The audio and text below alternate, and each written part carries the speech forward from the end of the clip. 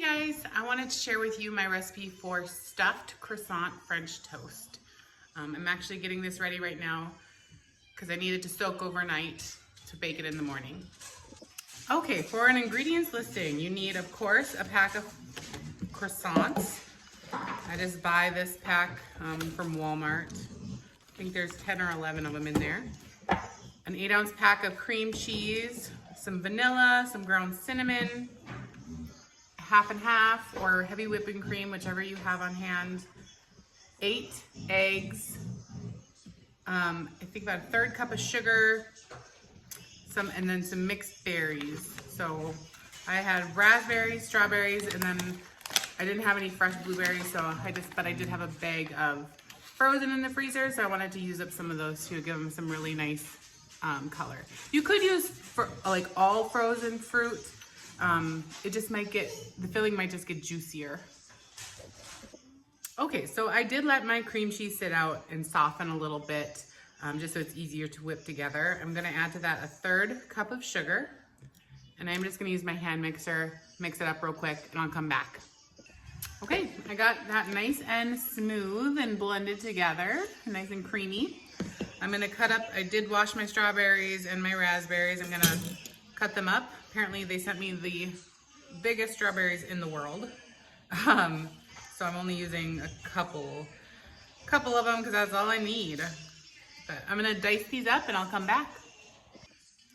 Okay, so I did put one of the strawberries back because it did end up making quite a big pile of just 3 strawberries. So I think these are the amounts I'm gonna use. We'll mix it up and see what it looks like. There's about a 1/3 cup of frozen blueberries. It's about half the pack of raspberries. I didn't chop any of those up. And then I did just dice up the strawberries a little bit. That's close to a cup, I would say.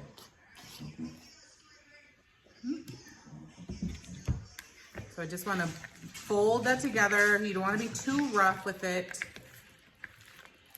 You know, you don't want to mash up the fruit too much. It'll get nice and soft and gooey when you bake it. So you don't want to make it all juicy right now. Just a couple more turns. And then I think we're going to call it good. So, all right. That looks great. Let's get our croissants ready.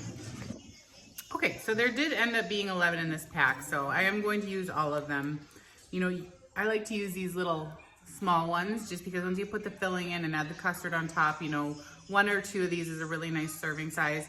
If you want to make a really nice, impressive breakfast, get those really big, buttery croissants and do that in this recipe. But for at home, I just like to use these little guys.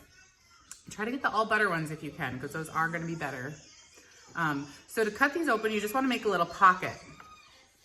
So you don't want to go all the way to the end. You just kind of want to start about right there and go right there, just so it perks up a little pocket that you can then go and stuff with our filling.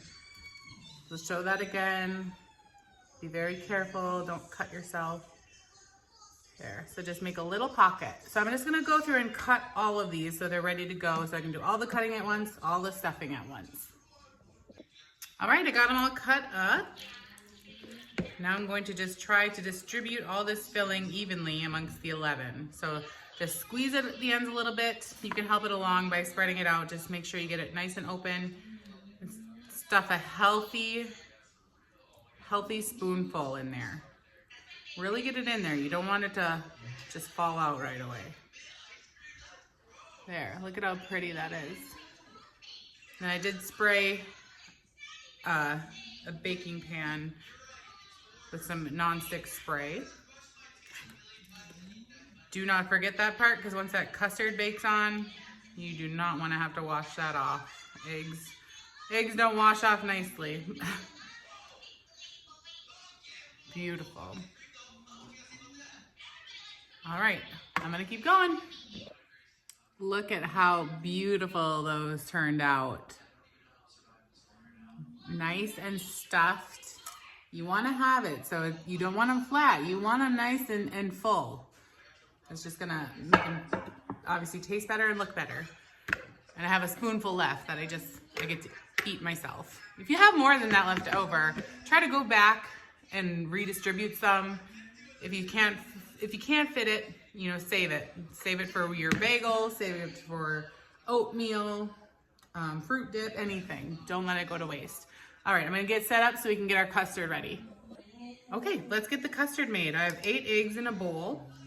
To that, I'm going to add half a teaspoon of cinnamon.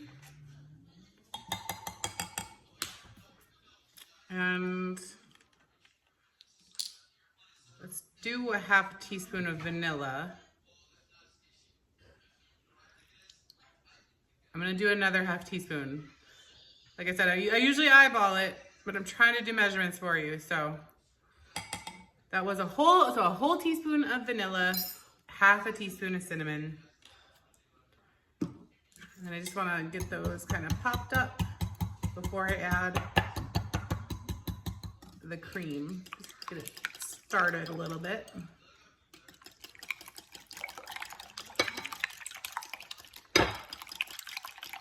I always find it's easier when doing eggs to move the bowl than it is to move the whisk.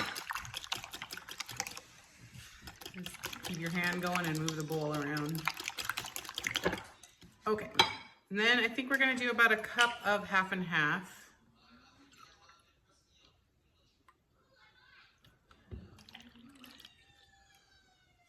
There we go. So this would be like kind of a custardy French toast.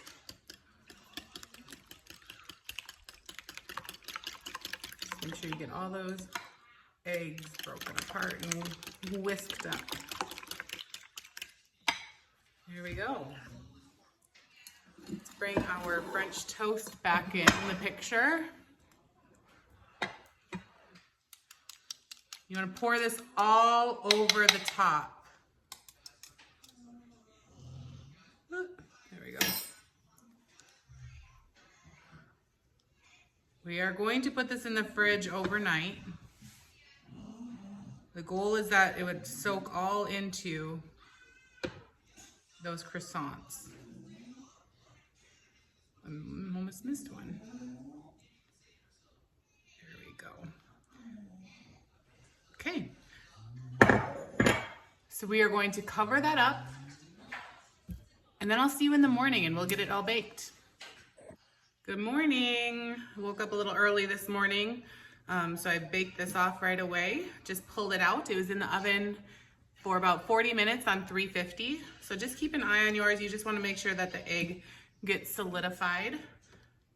I am going to just sprinkle a little bit of powdered sugar on the top, and then we'll get it served up.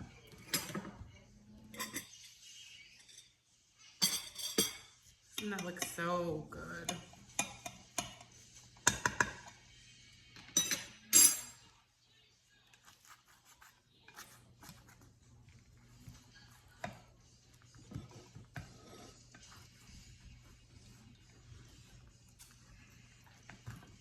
Croissants get nice and crispy. The middle is nice and gooey. There we go.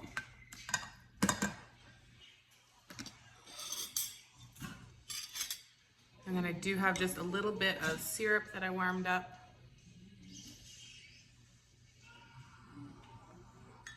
There we go. Breakfast is served.